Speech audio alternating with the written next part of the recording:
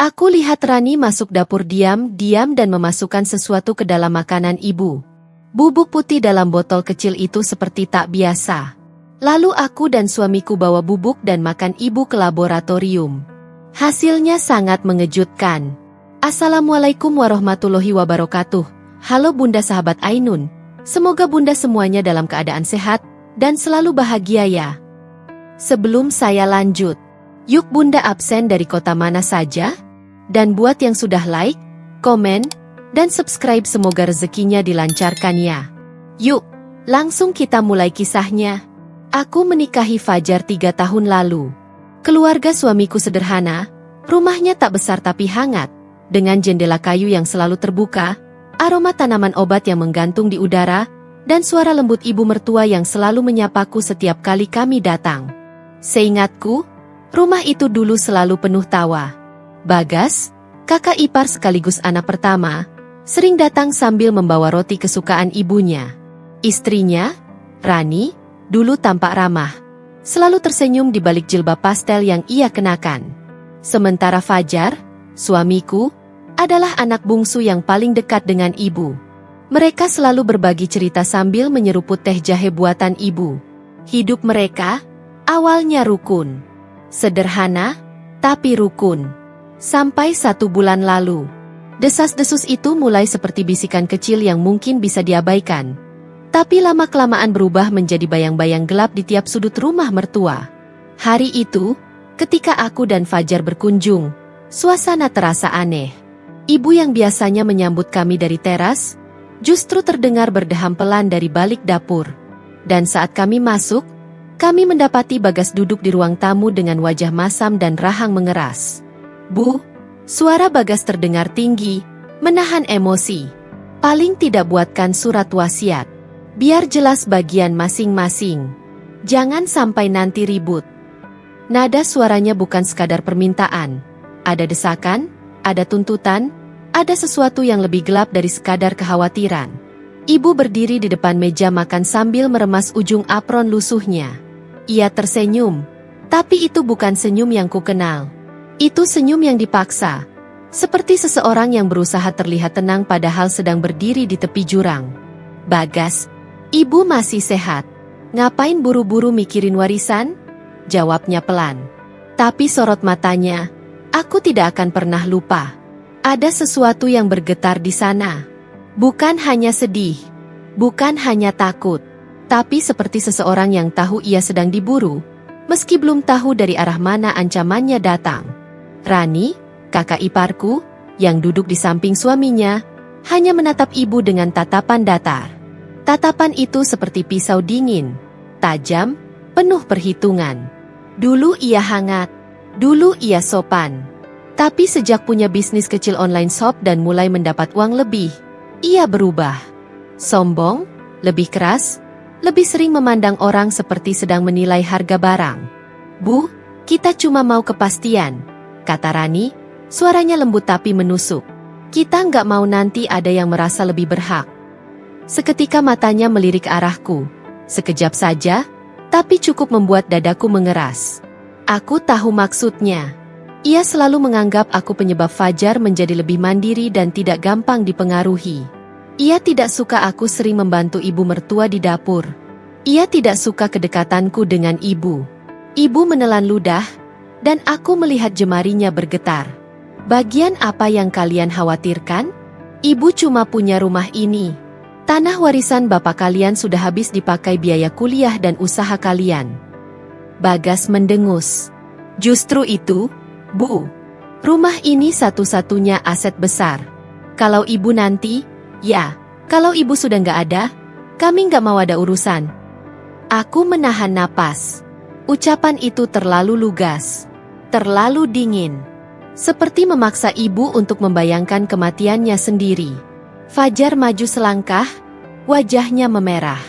Mas, kenapa sih ngomong kayak gitu? Ibu masih sehat. Bagas berbalik menatap Fajar dengan mata menyipit. Justru karena ibu sehat, makanya kita minta dari sekarang. Biar nggak ribet nanti. Ada ketegangan yang menggantung di udara. Hening yang lebih menusuk daripada teriakan. Aku melirik ibu, Dan saat itu aku melihatnya. Ketakutan itu. Ketakutan yang selama ini ibu sembunyikan. Yang ia simpan di balik senyumnya. Ketakutan yang membuatnya seperti mengecil dari hari ke hari. Dalam hati, aku bertanya-tanya, apa sebenarnya yang telah terjadi selama 1 bulan terakhir? Karena ini bukan sekadar soal warisan. Ini soal keserakahan. Dan dari sorot mata Rani, aku yakin, ada sesuatu yang jauh lebih kelam sedang ia rencanakan. Masalah sebenarnya bukan Bagas. Ia memang berwatak keras, tapi hatinya dulu tidak sehitam sekarang. Aku selalu percaya bahwa Bagas dibesarkan dengan nilai-nilai hormat terhadap orang tua. Ia bukan tipe anak yang tega mengangkat suara pada ibunya. Tapi Rani, istrinya adalah sumber dari segala bara yang kini menyulut keluarga kecil itu. Matanya selalu berbinar setiap kali melihat barang mahal. Setiap kali mendengar kata warisan, atau setiap kali melihat rumah ibu yang luas meski sederhana. Tatapan itu, tatapan yang menilai, mengukur, menghitung. Dan setiap kata yang keluar dari mulutnya selalu terbungkus manis, tapi penuh racun. Bagas, kamu itu anak pertama, katanya suatu malam, saat aku kebetulan mendengar percakapan mereka dari dapur. Fajar sedang memperbaiki lampu ruang tamu, sementara aku membantu ibu menyiapkan teh. Suara Rani terdengar jelas dari ruang depan, entah memang sengaja dibuat keras, atau ia ingin ibu mendengarnya. Kamu yang berhak paling besar. Jangan biarkan harta itu jatuh ke orang lain, termasuk ke adikmu. Nada suaranya rendah namun menusuk, seperti bisikan iblis yang licik. Bagas hanya menggumam, tapi dari nada suaranya aku tahu ia mendengarkan. Lalu Rani melanjutkan dengan desis yang sulit kulupakan. Selama ini kamu yang paling banyak berkorban, kan? Kamu yang paling sering bantu keuangan keluarga dulu. Kamu yang duluan nikah. Kamu harus dapat jaminan masa depan. Masa kamu mau hidup susah sementara yang lain enak-enak? Ia merayu, memanipulasi, membungkus ambisi dalam kata-kata manis yang menipu. Dan perlahan, aku melihat perubahan itu di mata Bagas. Perubahan itu tidak datang sekaligus. Ia datang seperti retak halus di kaca jendela. Kecil, nyaris tak terlihat, tapi terus melebar. Awalnya Bagas hanya lebih sering datang dengan wajah tegang. Lalu ia mulai meninggikan suara. Lalu ia berhenti mencium tangan ibu. Lalu ia mulai memandangku seolah aku adalah bayang-bayang yang menghalangi rencananya. Puncaknya terjadi 2 minggu setelah percakapan itu. Aku dan Fajar baru tiba di rumah mertua ketika mendengar suara pintu dibanting, keras hingga kaca lemari bergetar. Aku bilang sekarang, Bu. Suara Bagas menggema di seluruh rumah. Aku terpaku. Fajar langsung berlari ke dalam. Di ruang tamu, ibu berdiri kaku dengan mata memerah. Sedangkan Bagas berdiri di hadapannya, berkacak pinggang, wajahnya merah dan marah. Apa susahnya bikin surat wasiat? Bagas memukul meja sampai gelas di atasnya bergoyang. Kalau ibu sayang sama aku, ibu harusnya ngerti. Ibu tidak menangis. Ia hanya menatap lantai. Tapi dari cara bahunya bergetar, aku tahu ia mencoba menutupi lukanya. Fajar langsung menarik lengan kakaknya. Mas sadar nggak sih ini ibu? Sejak kapan kamu kayak gini? Bagas menoleh, dan tatapan bencinya membuatku bergidik. Sejak gue sadar kalau hidup itu nggak cuma modal jadi anak manis kayak kamu, katanya dingin. Gue capek hidup pas-pasan terus. Rumah ini satu-satunya jalan. Jalan buat apa? Tanya Fajar, suaranya bergetar. Bagas menyeringai kecil, bukan senyum, tapi sesuatu yang lebih sinis. Jalan buat masa depan gue dan istri gue. Lo pikir sampai kapan gue mau tinggal ngontrak sementara lo seenaknya tinggal dekat ibu dan kecapean ikut campur urusan rumah? Aku menelan ludah. Itu bukan suaranya Bagas yang dulu. Itu suara seseorang yang sedang dikendalikan ambisi orang lain. Dari sudut ruangan, Rani berdiri dengan tangan terlipat di dada. Wajahnya datar, tapi matanya memantulkan kepuasan yang sulit disembunyikan. Tatapan itu membuat semuanya jelas. Bahwa selama ini ia mengisi kepala Bagas dengan ketamakan, mengumpankan kata-kata tentang hak sebagai anak pertama, tentang kesetaraan, dan tentang masa depan. Ia bahkan tidak berusaha menghentikan suaminya. Ia menikmati semuanya. Ibu akhirnya duduk di kursi kayu tua peninggalan suaminya. Wajahnya pucat. Tangannya menutupi dada. Seolah mencoba menahan sesuatu yang nyeri di dalam. Bagas, nak, suara ibu nyaris tidak terdengar. Kamu berubah. Terlalu jauh. Bagas tak menatap ibunya. Ia malah memalingkan wajah seperti sedang muak. Kalau ibu nggak mau ngurus warisan ini sekarang, katanya sambil meraih tangan istrinya, jangan salahin kalau nanti kami nggak mau ikut campur urusan ibu lagi. Itu ancaman, bukan kekhawatiran. Ibu terpaku, dan aku melihat air mata pertama jatuh ke pangkuannya. Fajar maju, menahan kakaknya. Mas, kamu keterlaluan. Terserah lo mau bilang apa, ujar Bagas sambil menarik Rani keluar. Gue udah capek ngomong baik-baik. Pintu kembali dibanting. Kali ini lebih keras. Dan setelah itu, hening. Panjang. Menyesakan. Aku memandang ibu. Perempuan kuat yang selalu tersenyum itu tampak seperti kehilangan sebagian jiwanya. Aku mendekat, memegang tangannya. Jemarinya dingin. Ada yang gak beres, bisiknya lirih. Ibu takut. Nah, Rani bukan perempuan biasa. Matanya selalu seperti sedang menghitung sesuatu. Ia berhenti, lalu menatapku, tatapan yang membuat bulu kuduku berdiri. Aku merasa, dia menginginkan sesuatu yang jauh lebih besar daripada sekadar warisan.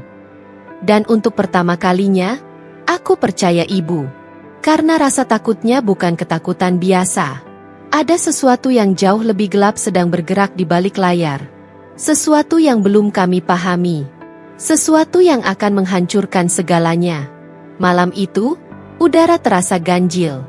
Langit gelap tanpa bintang. Seperti sedang menyembunyikan sesuatu. Aku dan Fajar memutuskan mampir ke rumah ibu tanpa memberi kabar. Bukan karena ingin membuat kejutan, tapi karena firasatku semakin hari semakin tidak enak. Sudah 3 hari ibu tak membalas pesan Fajar. Telepon tak diangkat. Dan alasan-alasan dari Bagas hanya berupa jawaban singkat lewat chat. Seakan ia ingin kami menjauh. Aku tak bisa duduk diam.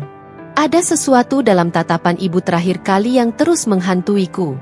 Sesuatu yang membuatku yakin bahwa beliau tidak sedang baik-baik saja. Ketika kami sampai di halaman rumah, semuanya terasa aneh. Lampu ruang tamu menyala terang. Padahal biasanya ibu hemat listrik. Jendela sedikit terbuka, dan dari celah itu terdengar suara yang membuat langkah kami terhenti. Suara Rani. Bukan suara datar seperti biasanya, tapi suara yang meninggi, penuh amarah yang selama ini ia sembunyikan di balik senyum palsunya. Kalau ibu tidak mau tanda tangan, kita bisa buat cara lain. Aku menahan napas. Ucapannya menggema di malam yang sunyi, seperti hantaman yang menghancurkan ketenangan yang tersisa dari rumah itu. Fajar refleks ingin masuk. Aku nggak bisa diam. Aku memegang lengannya sebelum ia menyentuh gagang pintu. Jangan dulu, bisikku, jantungku berdentam. Dengar dulu, mungkin kita perlu tahu apa sebenarnya mereka rencanakan. Fajar menatapku, raut wajahnya keras oleh amarah dan kekhawatiran. Tapi akhirnya ia mengangguk. Kami berdua berdiri di sisi pintu, mendekatkan telinga. Suara Rani kembali terdengar, lebih tajam.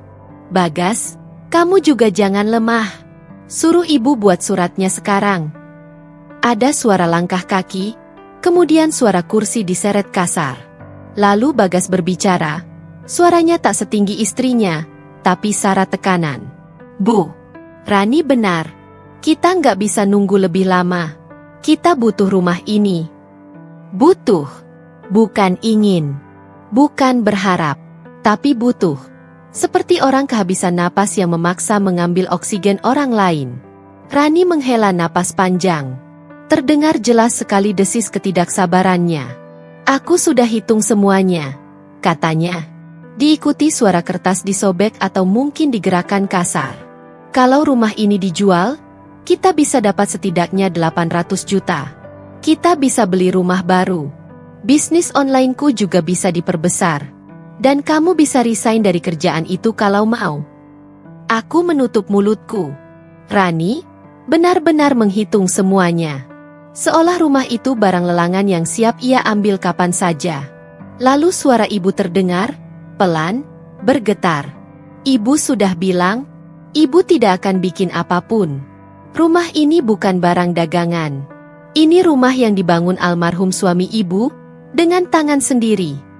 Suaranya patah di akhir kalimat. Rani tertawa kecil. Tawa dingin yang membuat bulu kuduku berdiri.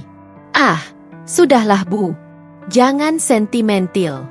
Orang yang sudah meninggal itu nggak akan marah kalau rumahnya dijual. Kita yang masih hidup ini yang harus mikir masa depan. Ada jeda hening.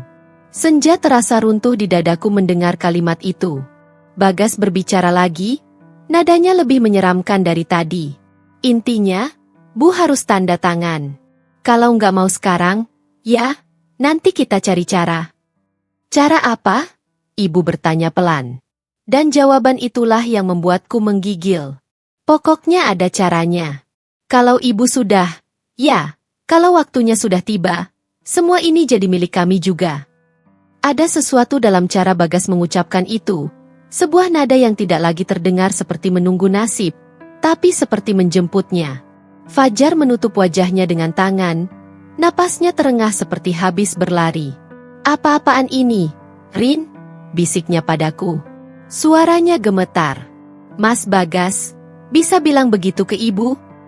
Aku menggenggam lengan suamiku erat-erat, supaya ia tidak menerobos masuk dengan emosi.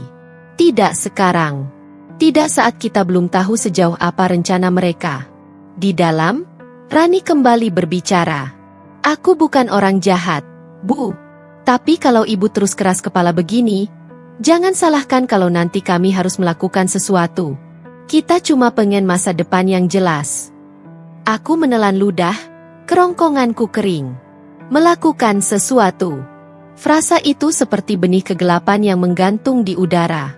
Ada suara barang jatuh, mungkin gelas atau piring. Lalu suara ibu, lebih gemetar dari sebelumnya. Kalian, mau apa sebenarnya? Rani menjawab dengan nada yang tidak lagi ia sembunyikan. Kami cuma mau yang jadi hak kami.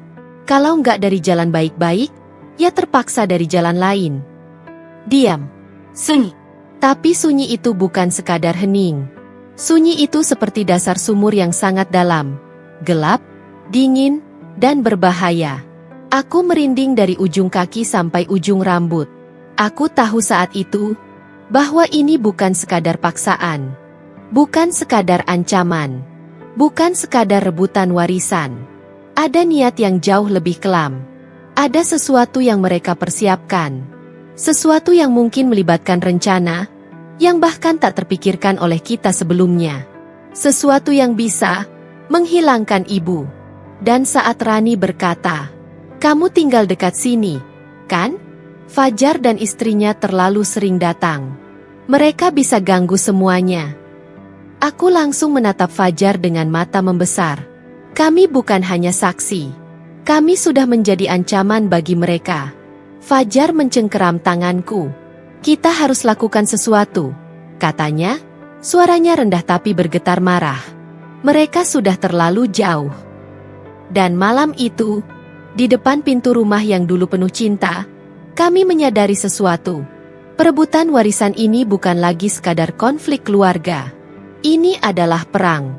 Dan musuhnya bukan hanya keserakahan, tapi seseorang yang sanggup melakukan apa saja demi apa yang ia inginkan. Pagi itu, udara lembab setelah hujan semalam. Jalanan desa masih basah, bau tanah tergenang menguar samar dari halaman rumah ibu mertua.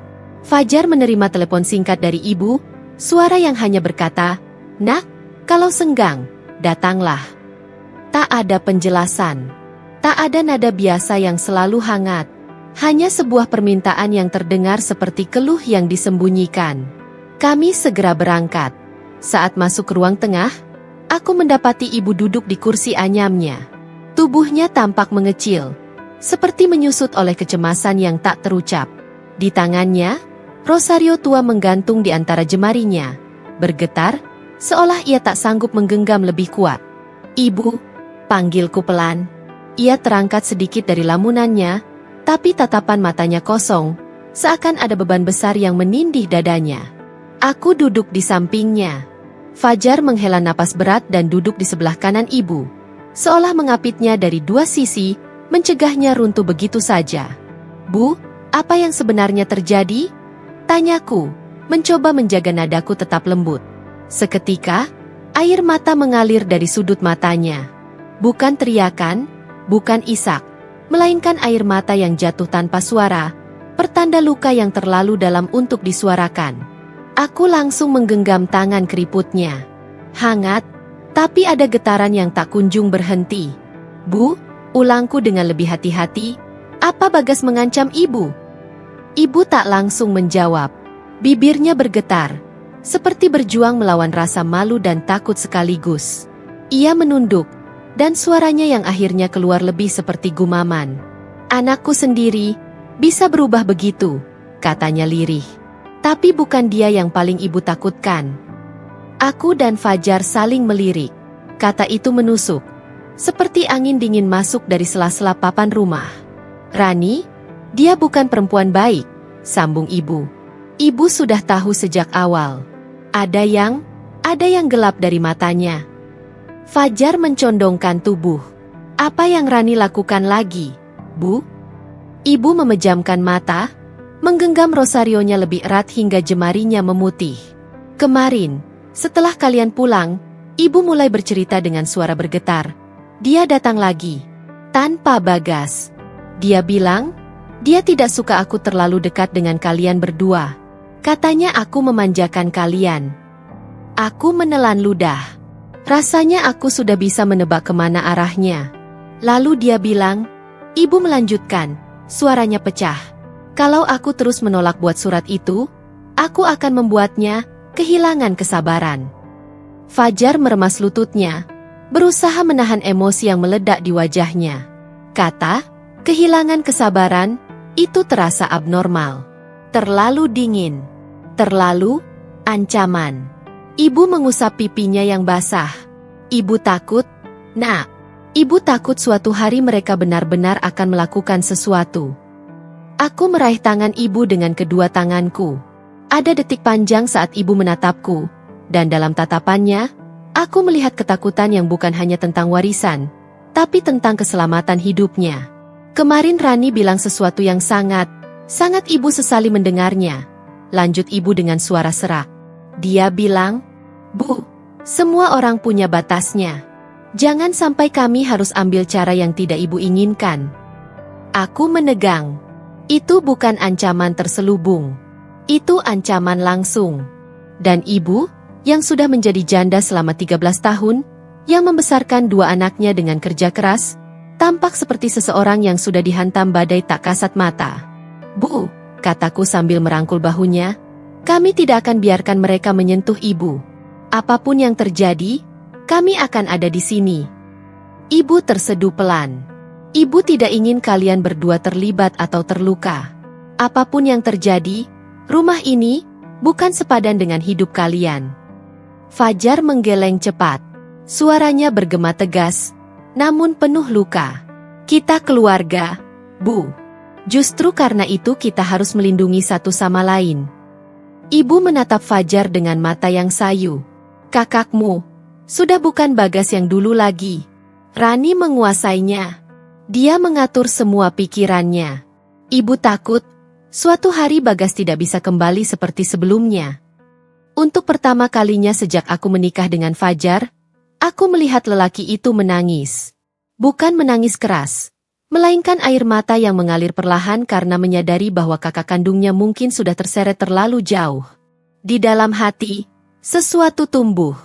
Bukan kemarahan, bukan sekadar itu. Tapi tekad. Tekad yang dingin namun kuat. Tekad untuk melindungi ibu. Untuk menghentikan Rani. Untuk membuka mata Bagas. Untuk memastikan rumah ini tidak menjadi alasan seorang ibu kehilangan nyawanya. Aku menggenggam tangan ibu lebih kuat. "Bu, mulai hari ini, ibu tidak sendirian," bisikku. "Apapun yang mereka rencanakan, kami akan menghadangnya." Ibu memandangku lama, Lama sekali, sebelum akhirnya mengangguk pelan. Dan di luar jendela, angin bertiup kencang, membuat daun jambu berjatuhan. Seolah alam pun tahu, badai yang lebih besar sedang menuju rumah ini. Waktu berlalu beberapa minggu, namun bukannya keadaan membaik, justru semuanya semakin menggelisahkan. Ibu mertua yang biasanya kuat dan rajin berkegiatan kini lebih sering terbaring. Langkahnya goyah, napasnya berat, dan kulitnya tampak pucat tak wajar. Aku mencoba menenangkan diri, mencoba percaya bahwa ini hanya kelelahan seperti yang dokter bilang, tapi hatiku menolak percaya. Ada yang tidak benar. Sangat tidak benar. Suatu sore, Fajar dan Bagas datang hampir bersamaan untuk menjenguk ibu. Bagas muncul membawa sekotak obat yang katanya diresepkan dokter lain yang ia datangi. Aku melirik kotaknya saat ia meletakkannya di meja makan. Warnanya berbeda. Nama obatnya asing. Dan tulisan dosisnya tampak seperti ditulis ulang. Aku pernah melihat ibu mendapatkan obat dari puskesmas. Kemasannya selalu seragam. Yang ini, tidak. Mas, obatnya dari mana? Tanyaku. Mencoba terdengar biasa saja. Bagas mengangkat alis, suaranya ketus. Dokter kenalan. Jangan banyak tanya. Yang penting ini buat nyembuhin ibu. Sikapnya yang defensif justru membuatku yakin ada sesuatu yang salah. Fajar meraih kotak itu, membacanya, lalu meletakkannya kembali tanpa komentar. Tapi aku melihat rahangnya mengeras. Ia merasakan kecurigaanku. Ibu menelan obat itu, dan malamnya ia muntah-muntah hingga tubuhnya gemetar. Rani mulai ramah secara tiba-tiba. Terlalu ramah. Ia datang sambil membawa makanan, kolak, sayur lodeh, bahkan bubur kesukaan ibu. Tapi setiap kali ibu mencoba memakannya, hanya beberapa suap, kemudian wajah ibu memucat dan perutnya melilit. Mungkin bumbunya terlalu pedas, kata Rani dengan nada manis. Tapi aku melihat sesuatu di matanya. Sejenis kepuasan aneh, seperti keinginannya sedang mengarah tepat pada sasaran. Suatu malam, setelah ibu kembali muntah karena makanan yang dibawa Rani, aku memberanikan diri berkata, "Bu, makanan dari Rani jangan dimakan dulu. Saya masakan yang lain." Ibu tak membantah. Dan itu sendiri adalah pertanda besar. Ibu sebenarnya juga takut, tapi tak tahu harus bagaimana. Kecurigaanku memuncak ketika aku membersihkan dapur suatu pagi. Di tempat sampah, tersembunyi di balik kulit bawang dan plastik bekas, aku menemukan plastik kecil bening. Sisa-sisa bubuk putih menempel di dalamnya. Tidak ada bau, tidak ada label, tidak ada penjelasan. Hanya plastik kosong yang tidak seharusnya ada di dapur ibu. Dadaku terasa sesak. Tanganku bergetar ketika mengangkat plastik itu. Apa ini obat? Apa ini racun? Atau campuran sesuatu? Fajar masuk ke dapur saat aku menatap benda itu. "Rin, apa itu?" tanyanya perlahan. Aku menggeleng, mencoba menelan rasa takut yang naik ke tenggorokan. Entahlah, tapi ini bukan milik ibu. Dan bukan milik kita. Seseorang meninggalkannya. Kami saling berpandangan, dan dalam pandangan itu, kami tahu hal yang sama. Hanya dua orang yang mungkin meletakkannya, Bagas atau Rani. Dan keduanya sudah memberikan terlalu banyak, kebetulan, belakangan ini. Ibu semakin lemah. Ia mudah pusing, sering kehilangan keseimbangan, dan beberapa kali hampir pingsan. Nafasnya pendek-pendek, bibirnya kebiruan. Bukan gejala kelelahan. Bukan gejala usia senja biasa. Tapi gejala seseorang yang tubuhnya sedang dimanipulasi. Pada suatu pagi, ibu berkata padaku dengan suara yang sangat pelan. "Nak, ibu sering merasa ngantuk sekali setiap malam. Padahal ibu tidak minum apa-apa selain teh yang Bagas buatkan." Jantungku serasa berhenti. Teh yang Bagas buatkan. Makanan yang Rani bawakan. Obat yang tidak jelas asal-usulnya. Plastik berisi bubuk putih. Semua petunjuk itu mulai tersusun seperti kepingan puzzle gelap yang membentuk satu kesimpulan menakutkan. Seseorang sedang mencoba menyakiti ibu, perlahan, diam-diam, tanpa meninggalkan jejak. Dan orang itu kemungkinan besar seseorang yang berdiri sedekat keluarga sendiri. Aku memegang bahu ibu, suaraku nyaris bergetar. Bu, mulai sekarang, jangan sentuh apapun yang mereka berikan. Apapun. Ibu menatapku, ketakutan bercampur rasa pasrah. Rin, apa kamu pikir? Mereka ingin ibu pergi. Aku hampir tak sanggup menjawab. Tapi akhirnya aku mengangguk sangat pelan. Dalam hati, sebuah tekad mengeras seperti batu. Aku akan mencari tahu kebenarannya. Aku akan melindungi ibu dengan caraku sendiri. Apapun risikonya. Sebab ini bukan lagi konflik keluarga. Ini sudah berubah menjadi percobaan yang bisa merenggut nyawa. Dan jika benar Bagas dan Rani merencanakan sesuatu yang lebih besar, maka kami harus bergerak lebih cepat daripada mereka. Malam itu udara lembab, menyerupai firasat buruk yang sejak beberapa minggu ini menghantuiku.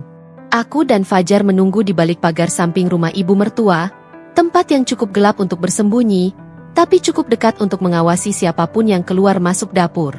Lampu taman berkedip pelan, seperti tidak tega menyinari kebusukan yang sedang terjadi. Dia datang, bisik Fajar sambil menunduk. Rani melangkah pelan, wajahnya tertutup hoodie hitam. Nafasnya terlihat naik turun, seperti orang yang sedang menahan panik. Ia menoleh ke kanan dan kiri, memastikan tak ada yang melihatnya sebelum membuka pintu dapur dan menyelinap masuk. Aku melihat tangan Fajar mengepal kuat. Suamiku memang jarang marah. Tapi sejak menemukan obat-obatan mencurigakan di kamar Bagas, kesabarannya semakin tipis. Tenang, kataku perlahan, meski jantungku sendiri berdetak menyakitkan. Kita butuh bukti, bukan amarah. Kami mendekat lebih jauh, cukup untuk melihat dari jendela kecil yang tirainya sedikit terbuka. Rani membuka termosup ibu, lalu mengeluarkan botol kecil dari saku hoodie-nya. Botol kaca bening dengan cairan buram di dalamnya. Tangannya bergetar. Ia memandang ke arah pintu, ketakutan, ragu, lalu menyiramkan beberapa tetes cairan itu ke dalam sup.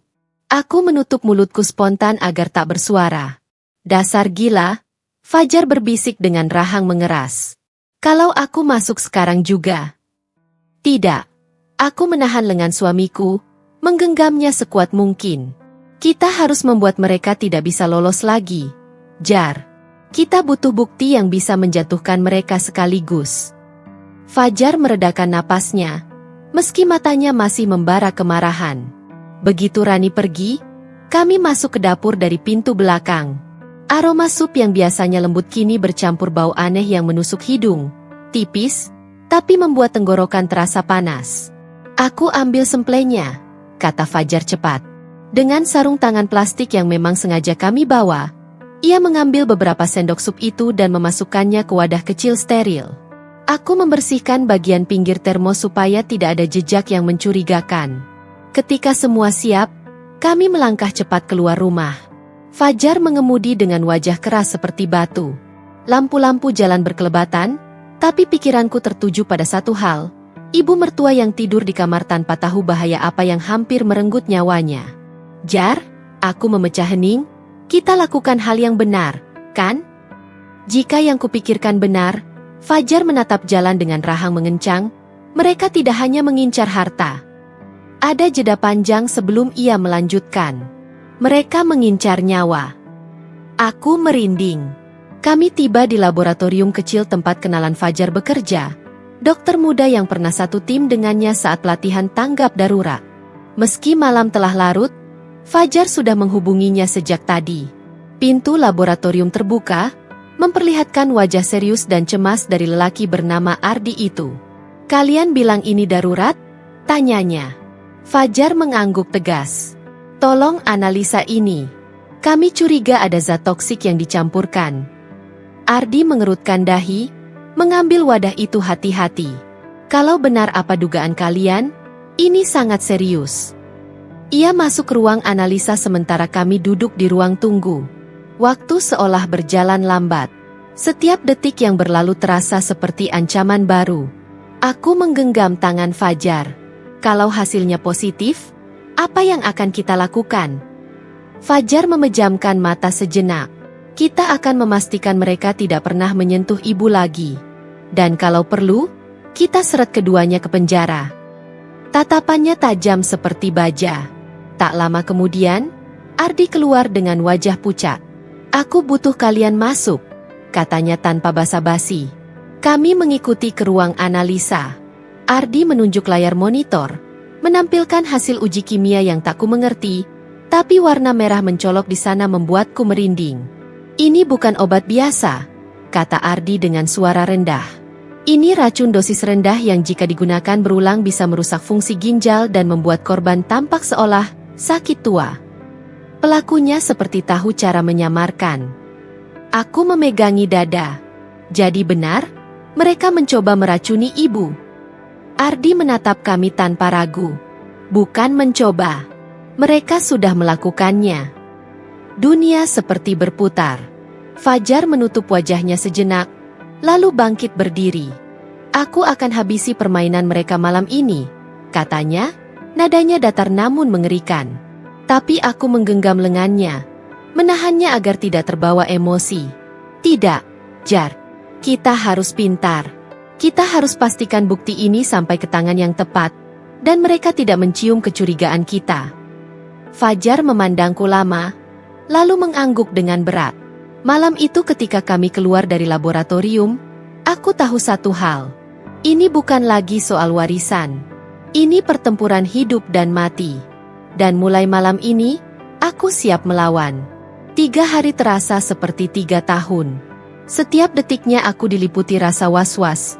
Setiap kali telepon berdering aku takut itu kabar buruk tentang ibu mertua. Setiap kali melihat Bagas atau Rani datang berkunjung, aku merasa ada racun lain yang siap diselipkan. Dan ketika pesan dari Ardi masuk ke ponsel Fajar, aku langsung tahu, ini saatnya. Kami menjemput hasil tes itu sore hari. Langit mendung, seolah ikut menyimpan rahasia kelam yang akan segera terbongkar. Ardi menyerahkan sebuah map tebal. Tangannya sendiri tampak tegang. Kalian harus siap, katanya pelan. Apapun yang akan kalian lihat, ini bukan kesalahan kecil. Aku menelan ludah, lalu membuka map itu perlahan. Deretan angka, tabel, dan grafik berwarna merah menyambut mataku. Tapi kalimat yang tertulis tebal di bagian bawah membuat tubuhku serasa diguyur air es. Deteksi racun, etilene glikol, dalam dosis rendah. Jika dikonsumsi berulang, dapat menyebabkan gagal ginjal, kebingungan, dan kematian perlahan. Tanganku langsung bergetar. Bibirku bergetar, tanpa bisa menahan bisikan kecil yang lolos keluar. Far, mereka mau bunuh ibu. Kalimat itu pecah di udara, seperti pecahan kaca yang menghantam lantai. Fajar duduk perlahan, menatap laporan itu lama. Napasnya pendek-pendek, seolah paru-parunya tak mampu menghabiskan udara di ruangan. Lalu ia mengepalkan tangan, begitu kuat hingga buku-bukunya memutih. Bagas, gumamnya dengan suara pecah. Dia saudara kandungku, tapi dia tega melakukan ini. Namun lebih dari amarah, yang tampak jelas di matanya adalah rasa kehilangan. Pengkhianatan. Ketakutan bahwa hidup orang tuanya benar-benar sedang dipertaruhkan. Kita harus lapor polisi, kataku pelan. Tunggu dulu, sahut Ardi cepat. Kalian perlu lebih dari satu bukti. Sekarang baru sampel makanan. Tapi untuk membuat kasus ini solid, kalian butuh rekam jejak, perilaku mencurigakan, motif, dan kalau bisa, momen tertangkap tangan. Aku menarik napas panjang. Selama ini kami sudah curiga. Tapi dengan laporan ini bukan lagi kecurigaan, potong Ardi. Ini percobaan pembunuhan. Kata-kata itu menghantam dadaku seperti pukulan. Fajar berdiri, lalu kembali duduk. Ia tak bisa diam. Kemarahannya seperti gelombang besar yang terkurung di dalam dadanya. Aku ini anak laki-laki satu-satunya. Ia menatap laporan itu, suaranya lirih. Tapi kenapa keluarga kami hancur begini? Kenapa Bagas, Rani, melakukan semua ini? Aku meraih tangannya. Far, kita tidak boleh lengah. Kita harus kuat. Ibu butuh kita. Ia memejamkan mata, lalu mengangguk. Iya. Iya, ibu duluan. Harta bisa dicari. Tapi kalau nyawa ibu hilang. Suara itu pecah. Ardi memberi kami beberapa panduan. Apa yang harus dilakukan? Bagaimana melindungi ibu tanpa membuat pelaku curiga? Dan kapan waktu yang tepat untuk membuat polisi turun tangan? Pelaku seperti Rani biasanya tidak sabar, tambah Ardi. Jika tujuannya mempercepat kematian, ia akan mengulang pola. Itu kesempatan kalian untuk menangkapnya. Aku mengangguk, merasakan campuran ngeri dan tekad dalam dada. Saat kami keluar dari laboratorium, angin dingin menyapu wajah. Matahari sudah tenggelam, menyisakan langit berwarna keunguan. Fajar berhenti di depan mobil, memandang jauh seperti mencari sesuatu di kegelapan. Mulai hari ini, katanya lambat, kita tidak boleh membiarkan ibu sendirian. Kita akan pasang kamera. Kita akan awasi setiap orang yang keluar masuk rumah itu. Aku tahu ini akan jadi pertarungan panjang. Tapi aku juga tahu kami tidak sendirian. Ada kebenaran yang memihak kami, dan kebenaran itu kini punya bukti. Aku menggenggam laporan itu erat-erat. Ini bukan sekadar hasil tes. Ini kunci untuk membuka topeng orang yang selama ini kami kira keluarga. Dan mulai detik itu, aku tahu apapun yang terjadi, aku dan Fajar akan melawan sampai akhir. Karena racun ini bukan hanya merusak tubuh ibu, tapi hampir menghancurkan kepercayaan dalam keluarga kami. Tapi selama kami masih berdiri, mereka tidak akan menang. Kami tidak membuang waktu. Sejak menerima laporan laboratorium, setiap malam terasa seperti ujian bagi kesabaran dan keberanian kami. Ibu mertua berpikir kami hanya datang untuk makan malam atau sekadar menginap, padahal kami sedang melindunginya tanpa ia sadari. Malam itu, udara terasa lebih berat dari biasanya. Langit gelap tanpa bintang, angin tidak bergerak, seolah dunia ikut menahan napas. Aku dan Fajar bersembunyi di balik tirai jendela ruang makan, tempat dari mana kami bisa melihat langsung ke dapur. Saat jarum jam mendekati pukul 10, langkah kaki yang familiar terdengar dari arah teras. Suara sandal yang menyeret, disusul bisikan tergesa, membuatku merinding. Rani dan Bagas masuk tanpa mengetuk. Kebiasaan buruk mereka yang dulu hanya dianggap kurang sopan, kini terasa seperti ancaman. Rani membawa sebuah tas kecil. Tas yang tidak pernah ia bawa kecuali jika ada tujuan tertentu. Begitu masuk dapur, ia langsung mengeluarkan sesuatu dari dalam tas. Saat cahaya lampu memantul pada permukaan botol itu, aku hampir melompat. Racun serangga. Botol dengan label yang jelas, tapi isinya jauh lebih mematikan bila dikonsumsi.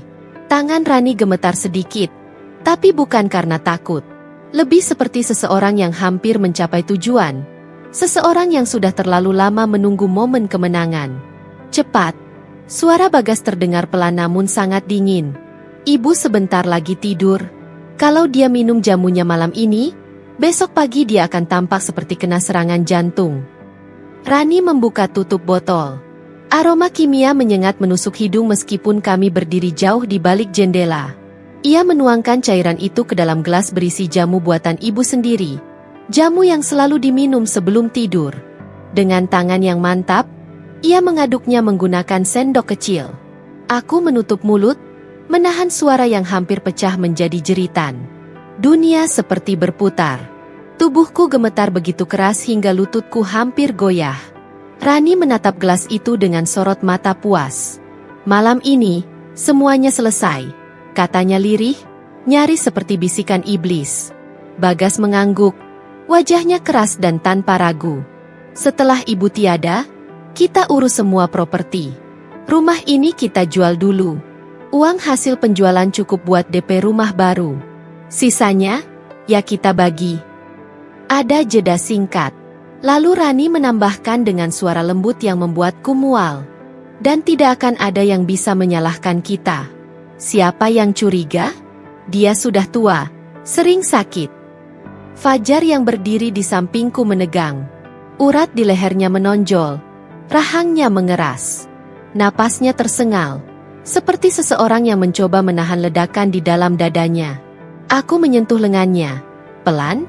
Takut ia menerobos masuk dan membuat kami malah kehilangan bukti penting ini. Far, tahan dulu. Kita harus tangkap mereka dengan bukti. Ini bukti hidup. Ia mengangguk, meskipun matanya penuh air mata amarah. Dengan tangan gemetar, Fajar mengeluarkan ponselnya. Ia menekan nomor polisi yang sudah disiapkan sejak 3 hari lalu, nomor khusus unit kriminal yang menangani kasus percobaan pembunuhan. "Pak, ini Fajar," katanya pelan tapi jelas. "Rencana pembunuhan sedang berlangsung. Mereka menuang racun ke makanan ibu saya. Tolong segera datang." Aku bisa mendengar suara di ujung sana, tegas, cepat, dan langsung menggerakkan tim. Setelah menutup telepon, Fajar menyeka keringat di dahinya.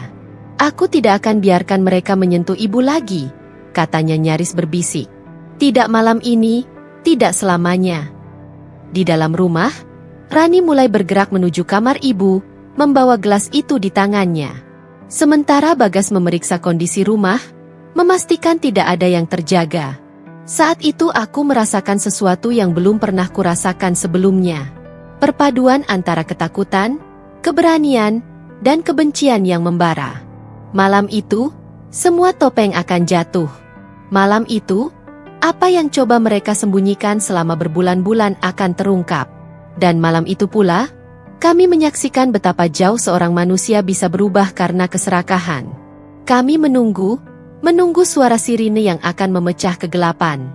Menunggu akhir dari permainan kotor ini. Menunggu saat kebenaran berdiri tegak meski harus melalui neraka. Dan ketika langkah Rani mendekati kamar ibu, saat tangannya hampir menyentuh gagang pintu, aku tahu. Pertarungan ini baru saja dimulai.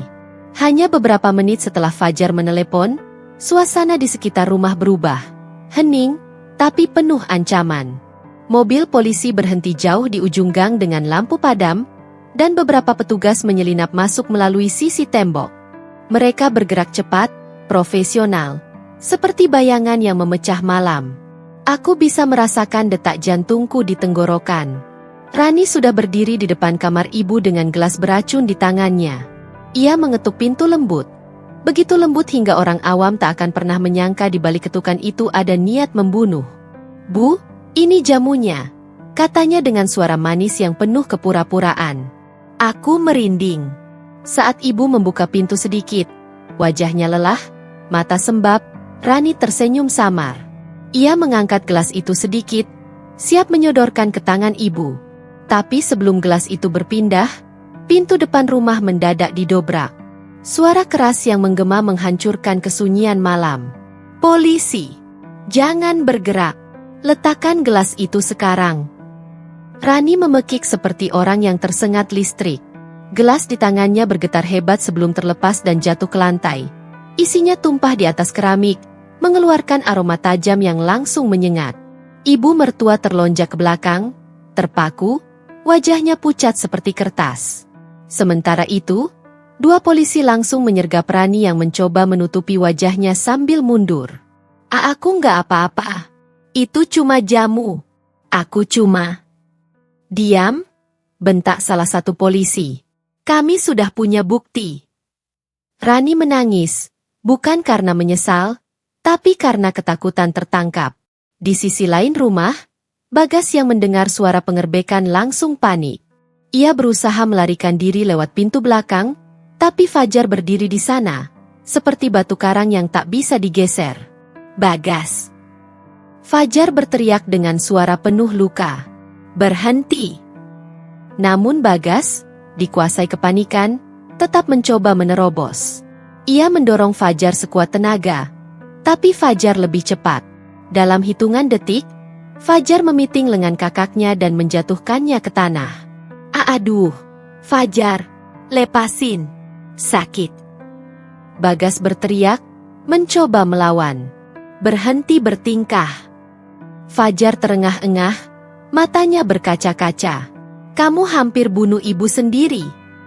Bagas terdiam sesaat, tapi hanya sesaat, sebelum 2 polisi datang dan memborgolnya. "Kalian gak ngerti." Bagas mencoba berteriak. "Itu semua ide Rani. Aku cuma..." "Lepasin." Polisi tidak menggubris. Mereka menyeret Bagas ke ruang tamu di mana Rani sudah terduduk. Wajahnya berantakan oleh air mata. Saat itu aku melihat ibu mertua. Ia berdiri memegang pintu, tubuhnya gemetar seperti daun diterpa angin. Wajahnya begitu hancur, bukan karena fisiknya disakiti, melainkan karena hatinya dirobek oleh anaknya sendiri. Ibu, aku mendekatinya dan memeluknya. Air matanya jatuh deras di bahuku. Kenapa? Suara ibu pecah, hampir tak terdengar. Kenapa Bagas tega? Ibu tidak pernah minta harta. Ibu cuma ingin anak-anak ibu rukun. Fajar berdiri di samping ibu, wajahnya lebih kelam daripada malam itu sendiri. Ia menggenggam tangan ibunya erat-erat. Bu, maafkan aku. Suaranya serak. Aku telat menyadari semuanya.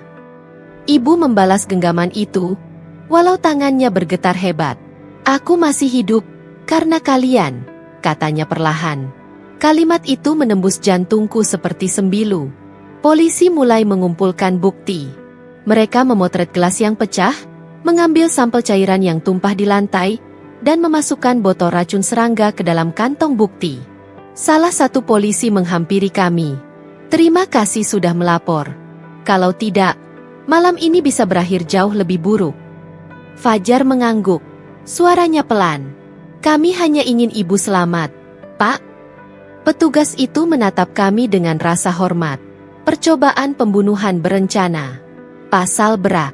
Mereka tidak akan mudah keluar. Di belakangnya, Rani berteriak tak terkontrol. Bagas, bilang ke mereka. Kita cuma mau mempercepat. Ibu juga sering sakit, kan? Semua orang menatapnya dengan jijik. Bagas menunduk, wajahnya pucat, mulutnya tak bersuara. Untuk pertama kalinya ia tampak menyadari apa yang sudah ia lakukan. Bukan sebagai pewaris, bukan sebagai suami, tapi sebagai anak yang nyaris membunuh ibunya sendiri. Saat polisi membawa mereka keluar rumah, lampu-lampu rumah tetangga mulai menyala. Orang-orang mengintip melalui jendela, bisik-bisik memenuhi udara. Namun aku tidak peduli. Yang penting, ibu selamat. Begitu mobil polisi pergi, Fajar memeluk ibunya erat-erat, seakan tak ingin melepas. Malam itu, untuk pertama kalinya setelah berminggu-minggu teror, rumah itu terasa bernapas kembali. Ada kelegaan, ada kesedihan, tapi yang paling kuat, ada keadilan. Hari-hari setelah penangkapan berubah menjadi badai yang tak berhenti. Rumah kami, rumah yang biasanya sunyi, rapi, dan penuh aroma teh hangat, mendadak menjadi pusat perhatian. Setiap pagi, suara ketukan pintu tidak lagi berasal dari tukang sayur atau tetangga yang numpang menitip pesan, melainkan dari wartawan yang membawa kamera besar dan wajah tidak sabar. Ibu korban percobaan pembunuhan. Bu, tolong sedikit waktunya. Benarkah anak kandung sendiri yang merencanakan? Bagaimana kondisi ibu sekarang? Flash kamera mengejar kami bahkan sampai halaman. Aku berdiri di depan pagar, berusaha menjadi benteng pertama. Maaf, kami tidak bisa memberi pernyataan, kataku hampir setiap 5 menit. Sementara itu, di dalam rumah, ibu mertua duduk di ruang tamu sambil memeluk selimut tipis. Wajahnya tampak lebih tua 10 tahun hanya dalam 3 malam. Setiap kali mendengar suara berisik di luar, tubuhnya mengejang halus. Aku tidak pernah menyangka, katanya lirih pada suatu sore. Anak yang aku besarkan sendiri, yang aku rawat sejak kecil, bisa berencana seperti itu. Aku duduk di sampingnya dan menggenggam tangan keriputnya. Bu, ini bukan salah ibu. Aku merasa gagal, bisiknya. Seharusnya aku mendidik mereka dengan benar. Seharusnya aku tidak membiarkan Rani memengaruhi Bagas. Seharusnya. Aku langsung memeluknya erat. Air matanya membasahi bahuku, dan aku tak bisa menahan tangisku sendiri. Bu, berhenti menyalahkan diri sendiri, ucapku pelan. Keserakahan itu tidak datang dari ibu. Itu datang dari hati mereka sendiri. Ibu tidak menjawab. Ia hanya menunduk. Dan aku tahu luka itu terlalu dalam untuk sekadar disembuhkan dengan kata-kata. Fajar, di sisi lain, menanggung beban yang berbeda. Sebagai anak laki-laki, sebagai adik kandung, Ia dihujani komentar dari tetangga, teman kantor, bahkan orang-orang yang hanya tahu namanya dari berita viral. Fajar, kamu kuat ya? Berat pasti melihat kakak sendiri seperti itu. Kamu yakin mau jadi saksi di pengadilan? Itu kakakmu loh. Atau, kamu sendiri ada masalah sama mereka? Kenapa bisa sepanjang itu? Fajar jarang membalas. Ia hanya tersenyum hambar dan berlalu. Tapi aku tahu, setiap malam, ketika kami berdua sudah di kamar, ia duduk lama di tepi ranjang, menatap lantai kosong. Aku merasa seperti kehilangan kakak, katanya suatu malam, suaranya serak. Bagas adalah panutanku waktu kecil. Aku tidak percaya dia berubah sampai sejauh ini. Aku menggeser tubuh dan meraih tangannya. Far, kamu tidak salah. Kamu justru menyelamatkan ibu. Dia menggeleng, wajahnya penuh konflik. Tapi tetap saja, aku yang menyerahkan kakakku pada polisi. Aku yang membiarkan mereka memborgol dia. Aku yang mengecewakan keluarga. Aku menatapnya lama. Kalau malam itu kamu diam, kamu yang akan kehilangan segalanya, termasuk nyawa ibu. Kamu memilih jalan yang paling benar, meski paling sakit. Fajar menutup wajahnya dengan kedua tangan. Untuk pertama kalinya sejak kejadian itu, ia menangis tanpa suara. Sementara itu, pihak kepolisian sering datang untuk memberi perkembangan kasus. Mereka menemukan bukti percakapan pesan antara Bagas dan Rani, rencana setan yang ditulis dengan dingin, lengkap dengan jadwal dan strategi. Rekening mereka dicek, dan ditemukan transaksi mencurigakan seperti pembelian racun, peralatan medis, dan bahkan jasa konsultan hukum untuk mempersiapkan warisan cepat.